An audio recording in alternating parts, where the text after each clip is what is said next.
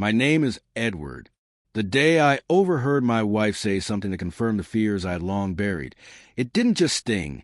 It shattered what little remained of our marriage. It was a final strand, worn thin over the years, and once it snapped, there was no piecing things back together. This is the story of how I ended up at that moment, what brought me there, how it felt hearing those words, and the choices I made afterward. But to understand it, you have to go back with me to where it all started. I met Brittany during a period when we were both carrying our own kind of loneliness. That shared emptiness somehow led us to each other. I had just lost my father. He was all I had left. My mother passed away when I was only 7, and from then on, my dad was my everything. He raised me on his own, did the best he could, and never missed a beat. Despite working long hours, he always found time, helping with homework, attending school events, or simply being present in the quiet, meaningful ways that matter most. As I grew up, graduated, and finally found a stable career, I looked forward to the day I could get back, maybe take him on a trip, or just be the one taking care of him for a change. But that day never came. Just as life seemed to be calming down, he was diagnosed with cancer again. He had beaten it once years earlier, but this time it came back fiercer and much faster. Before I could even fully understand what was happening, he was gone. Grief swallowed me whole. I didn't have anyone close to lean on. My friends were busy with their own lives. I had no siblings, no extended family I was truly connected with. That's when Brittany came into my life. She had recently moved into the neighborhood, just a few houses down from my dad's place. We had crossed paths a couple of times. Nothing more. But during the last phase of my dad's illness, there were days I couldn't physically be there because of work. So I asked Brittany, a virtual stranger at the time, if she could check in on him now and then. Without hesitation, she agreed. She was gentle and warm, never dramatic, but always dependable. She brought groceries, made sure he took his meds, and sometimes just sat with him to keep him company. My father adored her. Over time, our conversations grew. We talked about more than just my dad. We opened up about life, pain, and uncertainty.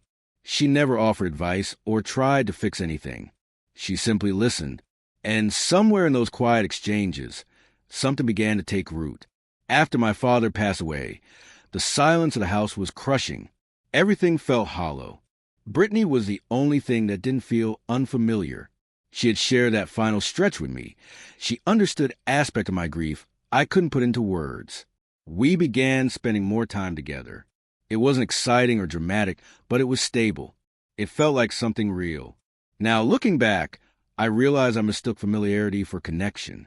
There wasn't a strong spark, not like I had felt in past relationships. But back then, I convinced myself that kind of chemistry was overrated. I told myself that reliability and kindness were far more important than chasing after fleeting butterflies. And so, when we eventually started dating, it wasn't a whirlwind romance. It was quiet, simple. We were two wounded people leaning on each other because no one else was around. And maybe that's where the trouble really began. Because while shared survival might bring people close, it doesn't always lay the foundation for a lasting future. But I didn't see that then. I believed we were building something permanent. That belief would be tested later. But at the time, I thought we were solid. And after what I'd been through, good enough felt like more than I could ask for. After 2 years of dating and living together, one evening, we were lounging in the living room like any other night. Out of nowhere, she looked at me and said, "Maybe we should just get married." I remember sitting there, surprised, not in a bad way, just caught off guard. It hadn't been on my mind, but in that moment, I thought, why not? Here was someone who hadn't walked away when things got dark. She stayed. She helped me through the bleak aftermath of my father's death. Even if she didn't talk much about it, her presence had been steady. And when you're broken, loyalty can feel a lot like love. I had convinced myself that maybe this, what we had, was just what a grown-up relationship was supposed to look like. Something steady and dependable, not the stuff of wild romance novels. Love, I told myself, wasn't supposed to feel like lightning. It was more like a steady ember. Quiet, stable, reliable. So, When Brittany brought up the idea of marriage, I said yes. We didn't plan anything elaborate. Neither of us came from large families, and truthfully, I didn't have the emotional bandwidth for a big production. We held a small, simple ceremony with a handful of people. But behind my calm exterior, there were doubts I never spoke aloud. Even before we exchanged vows, I could sense the distance between us. It had always been there, subtle but constant. Brittany kept her emotions locked away behind a wall I never seemed able to scale. Anytime I tried to open up or share something personal, she'd listen but rarely respond. Her eyes would settle on me, unreadable, and then she'd change the subject or simply remain quiet. I tried to be understanding. I told myself everyone processes emotions differently. Maybe she had wounds of her own that made her hesitant to open up. I gave her grace. I told myself love wasn't about hearing, "I love you," all the time or getting constant reassurance. But in hindsight, I can't remember a single time she said those words without me saying them first. It never came naturally from her, never with warmth or spontaneity. So when she brought up marriage, I took it as a sign that maybe this was how she showed love, through commitment instead of words. I truly believed she was finally letting me in, but I was wrong. Not long after the wedding, I kept waiting for something to shift, for us to become closer, more in sync, for a spark to light. But instead, things slowly drifted further apart. There was no honeymoon phase, no sense of intimacy or shared joy, just more silence, more distance. I told myself it was a rough patch, that it would pass. But it didn't. The signs were small at first. She would withdraw for days, barely speaking, avoiding eye contact, answering my questions with one-word replies. I'd come home, ask how her day was, and she'd mutter something vague, "Fine," or just "tired." I felt like I was living beside a ghost, someone who shared the space but not the life. When I tried to ask if something was bothering her, the responses were always surface level. "Probably hormones," she'd say. Or, "I just didn't sleep well." Never anything deeper, never an invitation to talk. Every attempt I made felt like gently knocking on a door that would never open. After a while, I stopped knocking. Still, I tried to be patient. This was the woman who had helped me through my darkest hours. She had been there after my father passed. I felt I owed her compassion, space, understanding. So I stayed steady, thinking if I just kept showing her love, things would improve. Then, one afternoon, she told me she was going to start therapy. I remember the small bloom of hope that grew inside me when she said it. Maybe this was the turning point. Maybe she was ready to deal with whatever she'd been holding in. I asked if she wanted me to come along, to be part of the process, but she said no. And when the sessions began, it became clear that it wasn't something she intended to share. She never talked about what came up in therapy. When I gently asked how it went, she replied with the same distant, neutral tone, "It was okay," or "fine." Then she'd change the subject. I respected her privacy, but I couldn't ignore the ache in my chest. I was her husband, yet I felt like a stranger waiting outside a door she never planned to open. Still, I stayed. I kept believing she'd let me in eventually. Then came the Thursday that changed everything. A late meeting at work was canceled, so I decided to head home early. When I pulled into the driveway, I noticed a car parked out front that I didn't recognize at first. But then it clicked. It belonged to one of Brittany's friends.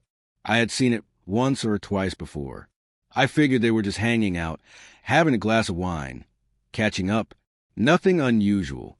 As I stepped into the house, I heard faint laughter from the back porch. I wasn't trying to eavesdrop. I just wanted to say hello before going upstairs to change. But as I reached the doorway to the porch, I heard Brittany's voice, low, tipsy, and unguarded. "I didn't marry Edward because I loved him," she said, slurring slightly. I froze. "I married him because I was afraid of being alone. He's nice. Boring, but nice. And I guess I just needed someone safe." I stood there, rooted in place. The world felt like it tilted sideways. I didn't breathe. I couldn't. Her friend, clearly stunned, asked, "You don't love him?" Brittany didn't hesitate. "No, I never did. I just didn't have the energy to keep dating. I hoped maybe love would come later. But it didn't. Those words struck with more force than I can describe. In that moment, everything suddenly made sense. The coldness, the lack of intimacy, the emotional void I had been trying so hard to fill. I remembered her once casually saying she didn't believe in soulmates. I had laughed it off at the time, but now I understood. She meant every word. And I, her husband, had never stood a chance. She never truly loved me, not even at the start. I was simply the safest option when she got tired of chasing after the kind of man she actually wanted. I didn't leave the house anymore. I just quietly turned back like a shadow fading into the walls. Step by step, I climbed the stairs, entered my home office, and for the first time ever, turned the lock behind me. We never locked doors in that house. Brittany and I just never saw the need. But that evening, I needed a barrier, something to separate me from everything else. I sat in silence for hours. I didn't move. I didn't cry. I just sat there. At some point later in the night, I heard someone coming up the stairs. Her friend must have gone home. She must have seen my car outside. Then I heard her try the door. The knob rattled. Then a soft knock.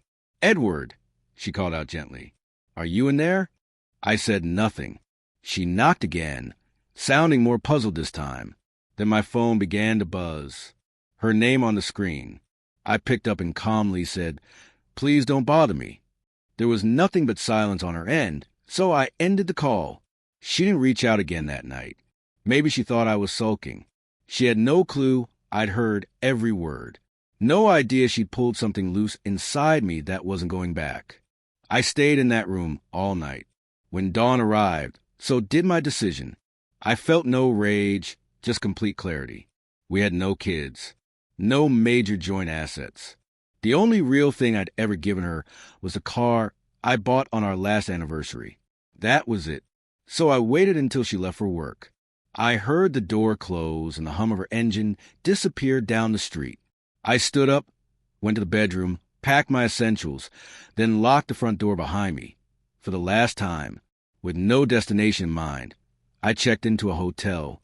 I sat on the edge of a firm mattress, opened my laptop, and emailed my boss that I wouldn't be coming in due to an emergency. Hours later, he responded, telling me to take the day. I used that time to contact a divorce attorney. I didn't hesitate. Later that day, Brittany returned home and found me gone. The first calls came quickly, one after another, but I ignored them. When I finally picked up, she asked where I was and why my belongings were missing. I told her the truth. I said, "I won't be your emotional backup plan." She acted like she didn't understand, as if I was speaking a foreign language. I clarified. I've been living in a marriage without love for nearly 4 years, and I refused to do it one more day. There was a pause. Maybe she was searching for the right words. I didn't wait for them. I ended the call. After that, I ignored every message and every attempt to reach me. I didn't even need to worry about closing our joint account. I'd stopped using it long ago. My paychecks hadn't gone there in months. When she was served the divorce documents a few days later, she finally realized I wasn't bluffing. I imagine she asked the lawyer why I was filing, and I know he told her exactly what I had told him. That's when she switched tactics. She began reaching out to mutual friends, hoping they could get through to me. She told them therapy was helping her grow, that she was understanding herself better. Maybe that's true, but it didn't change anything for me. To every person who reached out on her behalf, I gave the same response. I'm done. Not to punish her, not out of bitterness, but because I had nothing left to give. I had tried to love, tried to endure, tried to hold on. But there comes a point when you must acknowledge the end, even when there's no satisfying conclusion. One of the last things I did was file paperwork to remove my name from the lease on the house we once shared. I had co-signed back then, but I no longer wanted any tie to that part of my life. Eventually, everything was finalized, divorce signed, lease adjusted, legal matters wrapped up. That part of my life officially closed. But even now, Brittany still reaches out from time to time. Occasionally she calls. I rarely answer. She says we can still be friends. Maybe she believes that. Sometimes, if a message feels important or serious, I'll respond. Not because I want her back, but maybe out of respect for what once was. Or maybe just to avoid unnecessary conflict. But as for the marriage, the life we were meant to share, that's over. Completely. And I've made my peace with that.